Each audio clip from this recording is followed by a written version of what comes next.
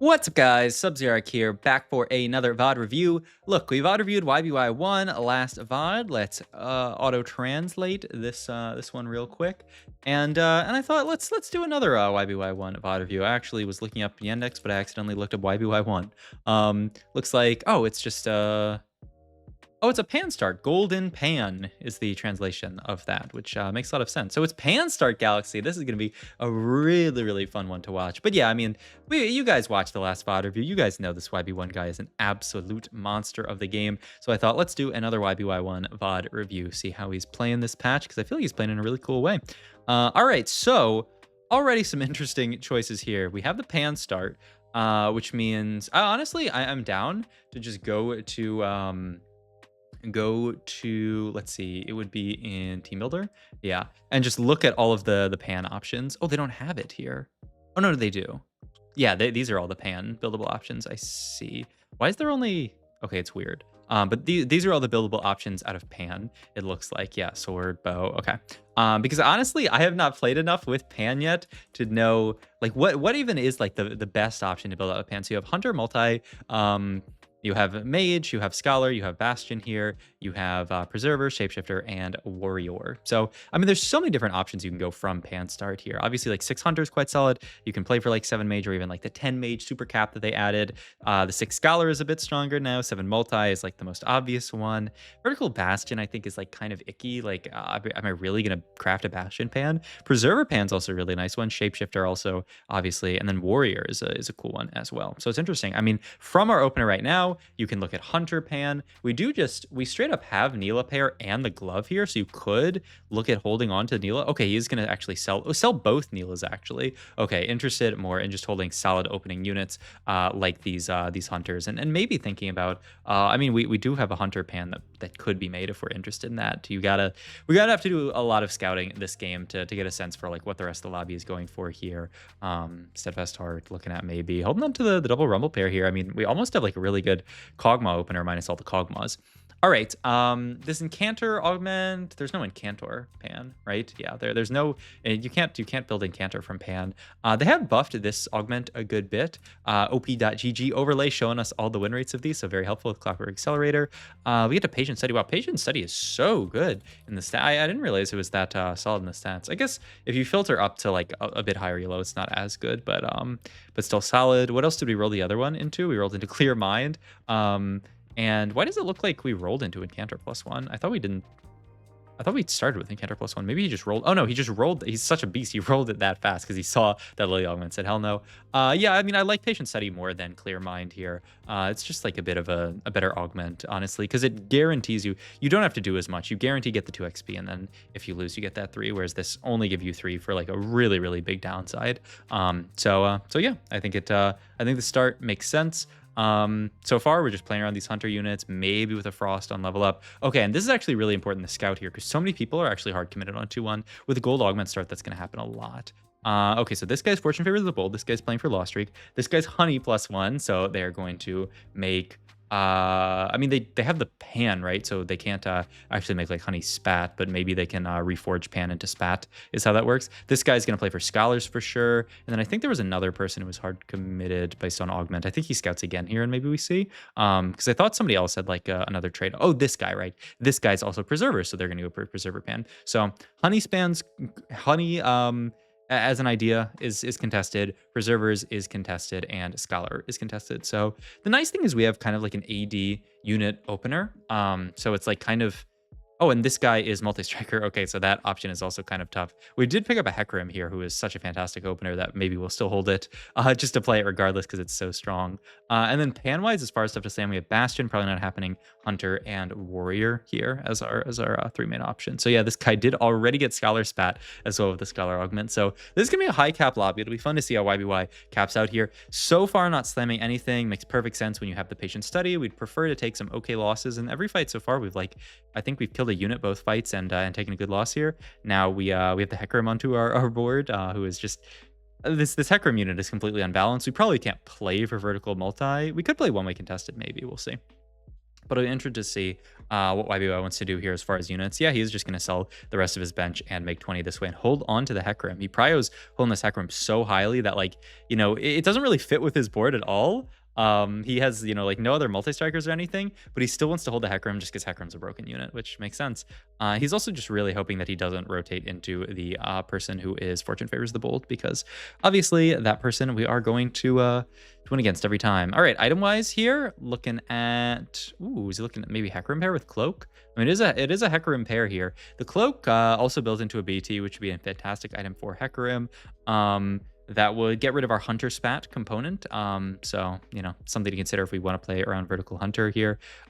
Picks up the charm there to get the kind of like free refresh. We do have multi-strikers here. So that could be, yeah, he's looking at, ooh, all right. He's going to put in his entire board here already. And this is the idea that he has to play for here. So let's go back and look at his planning real quick. So his idea here is Vertical Warrior with the Warrior Spat. No one's playing this. You can fit 3 multi-striker quite easily because, you know, you can just play that Callista Hecarim Akali pair here, and then the rest of the traits fill out pretty nicely. You have Shen for Bastion and for Pyro. Okay. I like it. I mean, this is not a very common comp, I would say, but I have seen a decent amount of people play around this Vertical Warrior +1. So that's also the reason why he's so interested in holding onto these Hecarims, is because Hecarim is actually going to go on this final board. He can actually be probably a fantastic Warrior Spat holder. I don't know who else you would put it on. I mean, Callista's probably not that bad, but ooh, that's Hecarim 2 here. We just have to make sure. Yeah, honestly, I think this is fine. This is smart from YBY here, though it's, ooh. Are we still going to lose to this? Because we're always going to beat the Fortune guy. The Fortune guy is full open here. But I wonder if we beat... I mean, I guess we're going to see. Oh, this is so unfortunate. Because I think, actually, yeah, it's everybody. We're going to beat every single board, honestly. There was no way of continuing our loss streak here because we were going to beat Fortune. That other guy who was playing multi-strikers was also kind of opening. So there was only one person here. So YBY said, you know what? I'm just going to play my strongest board here, try to do as much damage as possible to everybody, and play this board here, which makes a lot of sense. So smart play from YBY. Holding on to, yeah, I love this call. Sell that Bard there because you want to guarantee that you're only holding on to the units that you know you're going to play. If we get, you know, gold orb drops here, we'd love to make 50 gold here. So very smart from YBY to make sure that he's not holding any unimportant units. So yep, we get all this stuff. We can still make gold. Ooh, and there is the Shen. We're just digging for Akali here. I don't know. Every time I bot review, my nose gets so itchy. It's just an itchy nose disease that I have. So we have the BT made at this point. We have the Warrior Pan if we want it. Yeah, the Ooh, Reforge on Cloak. Interesting. Okay. I mean, Chain can be a lot of good stuff, right? It can be like an Edge of Night. I don't know if there's anything else that he's really hyped for Chain to be, because I think a lot of people consider Chain a pretty bad component. The idea, though, is that we've already made BT, so Cloak is probably a little bit lower prio. Still has the option of being something like an Even Shroud or something, so I'm a little surprised by that, but okay. Next augment here, a lot of great choices, right? We rerolled the first one, but we have, wow, he's rolling so fast I don't even have time to pay. Oh my god, he's rolling so quick. All right, I mean, this is one of the best augments in the game, Support Golem, the Prismatic one, especially when you're playing a comp like this with so many melees. Oh, and he gets a great roll here. Ooh, what are we doing here, YBY? This is wild here. This is a wild roll, but okay. Okay, I see the vision. I like the idea from YBY. The idea, right, is that we're actually... There's a lot of kind of open slots we have right here. Arcana here, 2 Arcana, not the craziest random addition to our board. And we're playing 3 Bastion right now. So if we get a 4th Bastion, we can play that. If we get more multi-strikers, we can, yeah, like we're going to hold on to this potentially. Like if we find something like an Akali, it's amazing for us. So this is 2 streak here. We're going to roll on 6. And oh my god, it's so many rolls. It's so committal. But boom, there's RE2 that we can play around now. We're just going to put double Shen on the board because obviously this Poppy's not doing a lot. But he wanted to roll just because he actually had a lot to roll for here. There was a lot of stuff he could hit. He's also... no warriors right now, right? If we find a Kali, man, oh man, would our board be so strong. We would have 5 multi-striker, we'd have Pyro, and we could make the warrior spat. So it's actually a really, really smart roll from YBY, especially on a 2 streak here, when like if we can keep our streak here, it's so big for us. I think we might... Oh, he goes for the belt slam to try to guarantee the win. I think think, I don't know if it's actually necessary at the end of the day, but I love a belt slam. That's very YBY. YBY always playing for tempo, always playing for strongest board. There's a Neela, so we can fit this now and get Warrior in if we want to create this Warrior spat and lock ourselves into this comp. I think YBY in his head, yeah, he's going to do one more scout before you slam the spat, just to make sure that somebody didn't like pivot into Warriors or something. But I think if he sees a reasonable board at all, he will slam. Looks like he's okay. Yeah, for a second it looked like he wasn't going to slam because he thought maybe that he wins this fight regardless, though. Yeah, bees are pretty terrifying. So yeah, I think it's a very good slam here and a very close fight here. I think we're just barely gonna lose. We really needed that Akali, right? And yeah, he hovers that Akali. If he found any Akali on that roll down, we would have kept streak there. So tragic. I forgot what we had open here. Was it belt open? I don't quite recall. So guess assume we go back. Sword is obviously a fantastic. Oh, it's chain, right? The chain that he held, which I guess the idea is Edge of Night. We'll see if he wants to make it here. I assume we are going for items for Fiora, and eventually these items are going to come off of Hecarim, though Hecarim's such a monster that maybe you can think about it. Oh, Sterax, right? We did have that belt open. He just, yeah, we had the belt open. He just threw it onto Ari, right? And the nice thing about this as well is we pick up Tom Kench. We can play 3 Arcana, which once again, it's not that big of a deal because you don't really have a lot of items spread out. But we do, getting AD onto this and DR onto this Hecarim is quite big. And yeah, the Sterax is a fantastic slam, of course. Yeah, you need so many swords in this comp. BT, Sterax. If you want to go Edge of Night, that's an option. I don't know what else this chain would be. It could be Titans even. I think Titans is not even that bad of an item onto somebody like that. There's finally the Akali. So now we could, though he sold the Jax, I think, for Econ. Yeah, so we actually cannot fit 5 multi on this board right now, which is so tragic. But it's all right. I mean, like, we're not playing for a big streak. I'm actually surprised he doesn't play Akali here over the double Shen. This might be a little bit stronger, but I would think you would play that because you'd want to start stacking a little bit of pyro, a little bit of attack speed. Every pyro stack counts. I guess the idea is that Akali's probably not going to be killing that many units and grabbing those pyro stacks, but you never know. It could happen. Fighting another guy who is playing around this Neela unit, though we do end up sadly losing there. But hey, we're holding on to the Akali, we're holding on to the Neela. We're level 7. I mean, honestly, taking any good loss with patient study is pretty solid for our economy. We are... next round is going to be on curve, right, to level here, so we could actually 4-1 it if we want to. It's a little pricey with the way our econ is, but we're pretty pre-leveled here. I expect to see a level here. Yep, there's Fiora, so we're just I'll bring it down to 1x speed, though it's not going to be a huge like full pivot or anything like that. But we've got the Fiora here. We just need Gwen and Katarina now to have the 6 warrior, which would be a big spike. There's Shen 2, fantastic for our board. Even 4 warrior would be a nice spike. Oh, Emilio has to go on that board for sure. He is going to get the Fiora in, and yeah, just fit the 4 warrior onto this board with Emilio and the Ari. He's still rolling here actually because he's not that confident in board strength. Honestly, maybe would have been okay stopping rolling there just because our board's so solid. What are we building here? We could build a Morello's because we actually don't have any heal cut here. That does leave us with chain, which is a little bit bad though. Interested to see what the slam is out of here. Crown Guard Sunfire. Oh yeah, I mean that also gives you the heal cut. I guess. And I mean, Crown Guard's a fantastic item for the Gwen later. Yeah, so I like the Crown Guard a lot. I guess I'm curious where the Sunfire is going to end up because I'm kind of... You don't really have a beefy frontline in this comp, though I guess maybe you could make the argument that 6 Warriors beefy. Last augment here, obviously it's not going to be the Scholar augment. This one, I'm pretty sure Vertically Inclined is still quite bad. Yeah, 4.66 from the op.gg overlay. And this augment, Avenge the Fallen, buffed really, really hard this patch. So I think this is a really obvious pickup. The nice thing about Avenge the Fallen as well in melee comps like this is you can get so many stats for your melee carries, and then just have them like go infinite, people say. I would even really consider frontlining the Ashe here to get one of those first procs from Avenge the Fallen. I'm actually surprised that he doesn't want to go for that here, just because this Ashe unit, I mean, I guess we can look at damage dealt, but I feel like this Ashe is doing nothing. Yeah, okay, he does move the Ashe up here. Not quite front row, which is kind of interesting. Second row Ashe here, so she's not too safe, but he's not just letting her die immediately. I could see it. So she'll die to kind of like AoE type stuff, but you aren't just like letting her die for free here. Sadly, we're fighting this super juiced up preserver board, but they had Emilio already as well. This is just, man, this set I feel like is the set with the, oh my god, wow, that was a shot.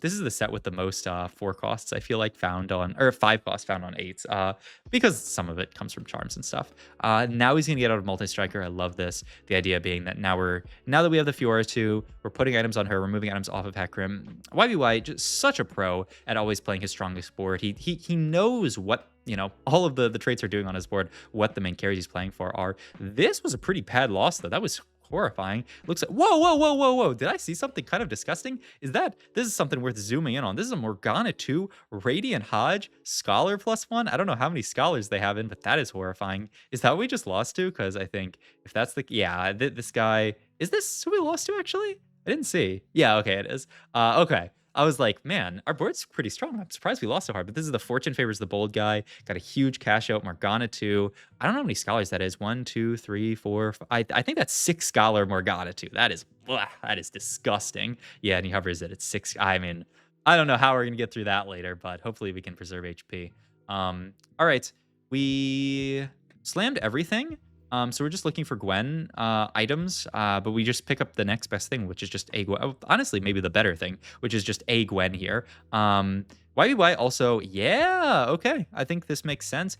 Getting the idea out of playing around more multi-strikers and the idea of we're just going to play preservers plus these. And yeah, immediately sells the Hecarim here. It's kind of tragic because I feel like Hecarim's such a good unit on this board. But yeah, he's going to play vertical preserver warriors, okay? And the idea is we are going to warrior just the Rakan here to make him a bit like tankier, make him last longer. I kind of love it. We did get the 6 warrior in, which is a big spike. Ooh, look at this Fiora go on the back line. She's a beast. Just so tanky. And 6 warrior, a huge spike. It's just so much stats. And yeah, I mean, this makes sense. You want to fit the Melio onto the board that we picked up. Melio, just such a broken unit. And look at our units. Look at our board for Melio. We can farm Fiora items here. We can farm Gwen items. We can farm Rakan items. We can farm even Katarina items. We can farm items for everybody. So I actually really like playing around this Melio. Oh, he took, I was like, why is he refreshing so much? But he took the thing that auto refreshes your shop, which is, I love that charm. That might be one of my favorite charms, just because the chance that you like accidentally skip stuff, like it has really nice chances of like making you mess up, which is like, I don't know, the most fun charms out there, but it also has like a high skill ceiling. Like if you can get all the refreshes in, then you get like such good value. I love it. Okay, so we're Gwen pair here, Katarina pair, Bard pair, really just looking for the last bits of everything. We also, it's cute that this board fits Sugarcraft as well with the Preserver. And if people want me to stop saying cute when I make YouTube videos, I don't know, examine your own ideas of masculinity. I don't know what to tell you. All right, so let's roll down here. Okay, last item here. So we do have like an Edge of Night adaptive helm idea here. Could be Hodge, but then we're stuck with a Gargoyle.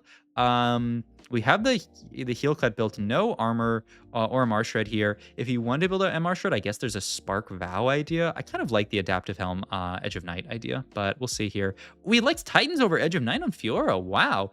I mean, in hindsight, yeah, I could see it. The idea is that like this Fiora, it's gonna be quite hard for her to actually, like, she's never getting one tapped with 6 warrior in, and so you want to just play for like the Fiora popping off going infinite there. So like I talked about earlier about the Titans, I didn't see it here, but I think it makes a lot of sense. Who needs Edge of Night keeping her alive? She's with 6 warrior like pretty much guaranteed to get to those max Titan stacks here. I love it. And yeah, YBY always very accurate with his item slams, always slamming just the perfect items. Once again, by the way, he's got this Bard up here like I was talking about to potentially get the value for Unleash the Fallen, or is what the old augment was called, whatever this one is, Avenge the Fallen, maybe. It's smart though to just second row this Bard. I've not done something, or yeah, the Bard. I've not done something like this before, but it actually makes a lot of sense.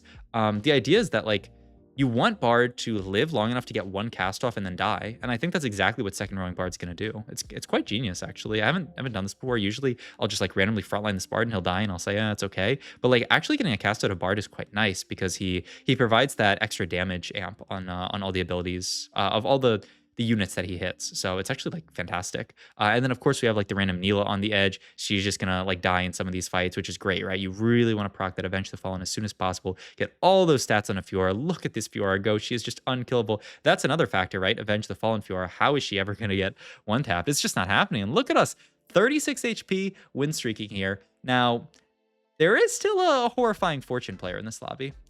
We have open Gwen item, I think. We go for some kind of healing item. We could go for like a Spark. Blue buff Gwen, I think, is high like quality as well. So yeah, once the Spark is yoinked up, we'll go for blue buff. I'd be curious actually if this wasn't taken, what he would look for item-wise here. We do finally pick up an upgrade there. Still looking for the Rakan too, so still rolling on aids. And we're kind of slowly, just because of our augment getting leveled up to level 9, we're just slowly getting there, which level 9, Obviously, Morgana is a very nice addition to the board, more Preserver, and it's Witchcraft for the board, which I've talked about. Late game Witchcraft is not a big deal, but I mean, you'll take it for free, right? Morgana's a good unit.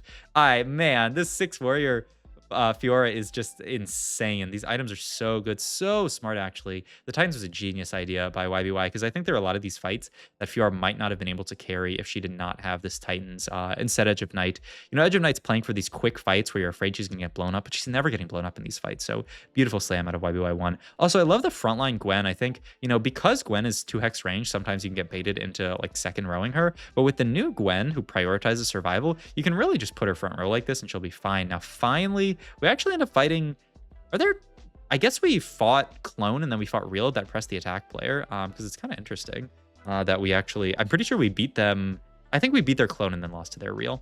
And then the Fortune Favors the Bold guy is the last guy, which we just have to pray. At least we have a 4 HP lead over the other guy, but it is a race for second here unless something crazy happens. So we'll see. Level 9 here, dig in for Morgana here. Pick up the Zillion as well, who's a decent addition. We have the Warrior Spat, which, I mean, I imagine is still probably... Ooh, okay. I like that. So you spark the Gwen, move the Adaptive Helm down to the Melio, Warrior the Melio, and it looked like, I don't know, we fought this guy. Did we fight Clone? I don't know. This is a massacre. Oh God, I hope we're not, it's stage 6. We're not dead, right? Down to 5, and this guy goes down to 4. Oh my God, it's a close game. There's finally the Morgana. Imagine you play this over the Zillion here just for Witchcraft and a slightly better unit. Okay. But one more fight. I think we're fighting the other guy. So it's really a fight versus this guy for second. Can we beat this guy? Yeah, we don't want our carries getting one-tapped by this press the attack. The Cassidon's on the edge here, which is pretty good. And Fiora's going to get out of there. Ult to the side here. Our dummy's dead. Fiora's doing some work, getting press the attack. Another cast is big. Gwen, beautiful fight here. So we kill this guy off, and he actually pulls up the FF the second this guy dies, and the round starts. Boom. It's an easy FF, and he will take that second any day of the week. A beautiful, beautiful vertical warrior game from YBY, which I think is just not one of those most commonly played traits. He always jumps out of this window so quickly, but I always want to give you guys like the final board so you guys can check that out. But another masterclass from YBY1. Beautiful game. Hope you guys enjoyed this VOD review. If you did, please like, comment, and subscribe. Please check out my Twitch. All my other links down below. I will catch you guys in the next video. Bye.